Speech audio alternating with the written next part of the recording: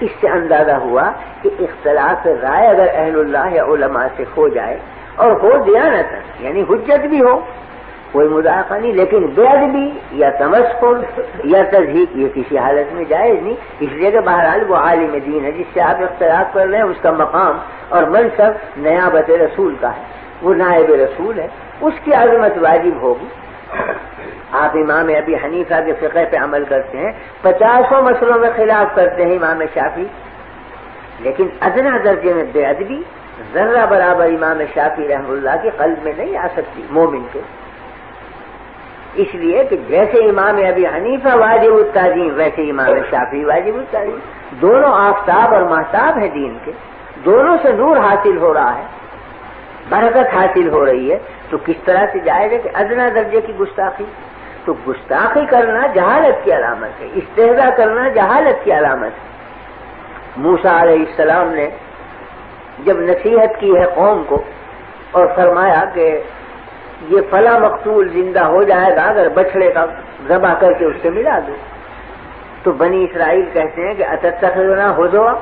کیا آپ مذاق کر رہے ہیں، زندگی کر رہے ہیں ہمارے ساتھ، کہاں بچڑا، کہاں اس کا ذبیحہ، کہاں مقتول کی لاش کو ملانے سے زندہ ہو جانا، کیا تعلق بچڑے کو اور زندگی کی؟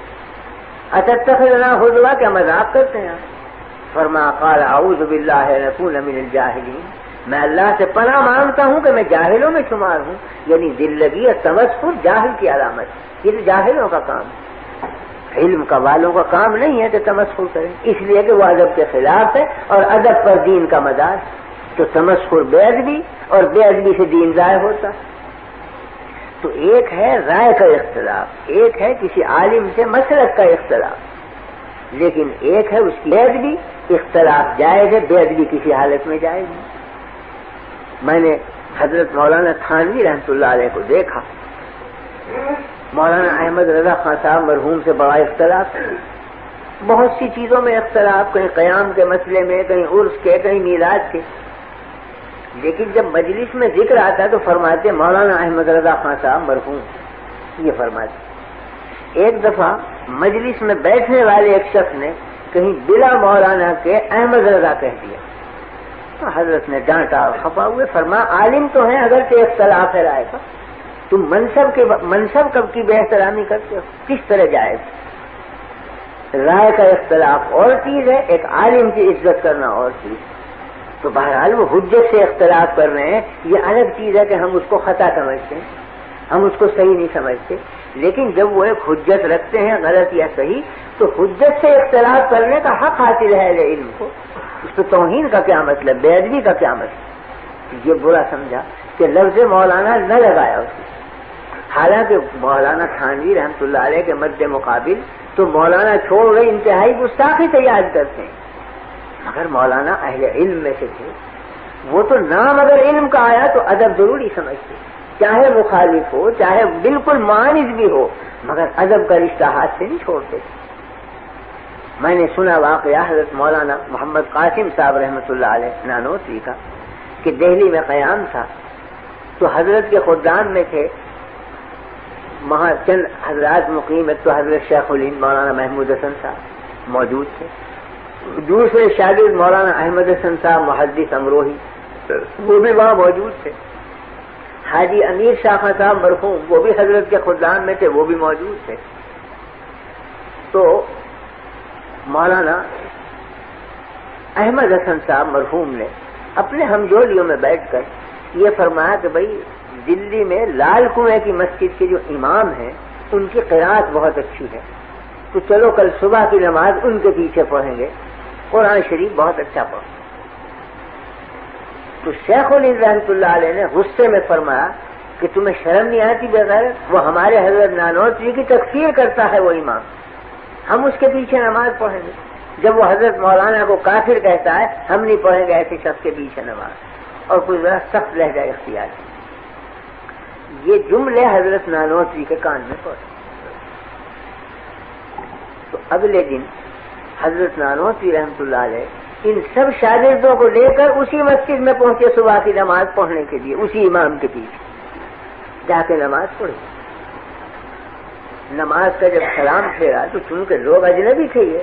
تو نمازیوں نے دیکھا کہ بھئی ہیں تو کچھ علماء صورت مگر ہیں اجنبی، تو کچھ چوے گوئیاں ہوئی کون ہے معلوم ہوا کہ تو حضرت مولانا احمد قاسم صاحب اور یہ ان کے شاگرد مولانا شیخ الہند محمود الحسن صاحب ہیں اور یہ مولانا احمد حسن محدث امروہی ان کے تلمیذ ہیں۔ اب امام کو سخت حیرت ہوئی کہ میں تو انہیں رات دن کافر کہتا ہوں اور یہ نماز پڑھیں آج۔ تو خود بڑھے وہ امام اور کہا کہ حضرت میں آپ کی تکفیر کرتا تھا اور میں آج شرمندہ ہوں کہ آپ میرے پیچھے نماز پڑھیں حالانکہ میں نے آپ کو کافر کہا۔ فرمایا مجھے قدر ہے آپ کے کافر کہنے کی اور میں آپ کی اور زیادہ عزت بڑھ گئی میری نگاہ میں چونکہ آپ نے کافر کہا مجھے۔ کیوں؟ اس واسطے کہ آپ کو یہ روایت پہنچی کہ میں توہین کرتا ہوں رسول اللہ صلی اللہ علیہ وسلم کی، تو آپ کی غیرت ایمانی کا یہی تقاضا تھا کہ آپ مجھے کافر کہیں۔ ہاں البتہ شکایت اتنی ہے کہ وہ روایت غلط پہنچی، روایت کی تحقیق کر لینی چاہیے تھی کہ میں نے کی بھی ہے توہین یا نہیں، لیکن بہرحال تکفیر کی بنا ہے توہین رسول، اور توہین رسول جو مسلمان سنے گا تکفیر واجب ہے کرنا، کہ وہ کافر کہے وہ دائرہ اسلام سے خارج ہو گیا جو توہین کرے نبی کریم صلی اللہ علیہ وسلم کی۔ تو فرمایا میرے دل میں قدر ہے آپ کی قوت ایمانی کی کہ آپ نے مجھے کافر کہا، اس لیے کہ آپ کو یہ خبر پہنچی کہ میں توہین رسول کرتا ہوں۔ ہاں شکایت اتنی ہے کہ آپ تحقیق کر لیتے کہ یہ خبر صحیح ہے یا غلط، تو میں عرض کرنے یہ آیا ہوں کہ یہ خبر غلط ہے اور میں خود اس شخص کو دائرہ اسلام سے خارج سمجھتا ہوں جو ادنی درجے میں بھی توہین کرے نبی کریم صلی اللہ علیہ وسلم کی۔ اور اگر آپ کو یقین نہ آئے اور آپ سمجھتے ہیں میں کافر ہوں، میں اب آپ کے ہاتھ پر اسلام قبول کرتا ہوں، اشہد ان لا الہ الا اللہ و اشہد ان محمد رسول اللہ۔ وہ امام قدموں میں گرا، بچھا جاتا ہے بیچارہ۔ تو بات صرف یہی تھی کہ ان حضرات کے دلوں میں تواضع للہ اور ادب مع اللہ اس درجہ بڑھا ہوا تھا کہ نفسانیت کا جیسے شائبہ نہ رہا ہو اور حقیقت کو سمجھتے کہ استہزاء یا تمسخر یا بے ادبی یہ تو بجائے خود ہے، بے قدری تک بھی نہیں کرتے تھے اپنے معاندوں کی، بلکہ صحیح محمل پر اتار کر یہ کہتے تھے کہ یہ جو ہمیں کافر کہتے ہیں یہ بھی ان کی قوت ایمانی کی دلیل۔ البتہ انہیں تحقیق کر لینی چاہیے کہ واقعی میں ہم توہین رسول کرتے ہیں یا نہیں، ہم معاذ اللہ دشمنان رسول ہیں یا دوستان رسول ہیں، اس کی تحقیق ان پر واجب تھی، بلا تحقیق کے حکم نہیں لگانا چاہیے۔ لیکن جو حکم لگایا وہ صحیح ہے کیونکہ توہین رسول کرنے والا کبھی اسلام میں باقی نہیں رہ سکتا۔ تو میرے عرض کرنے کا مطلب یہ تھا کہ تعدب اور ادب یہ بنیاد ہے دین کی، جس کو عارف رومی نے کہا ہے نا کہ الخدا خواہم توفیق ادب، بے ادب محروم مان فضل رب۔ ہم اللہ سے توفیق چاہتے ہیں ادب کی، کیونکہ بے ادب محروم ہوتا ہے فضل خداوندی سے۔ حق تعالی شان کے یہاں اس کا کوئی مقام نہیں ہے جو گستاخ اور بے ادب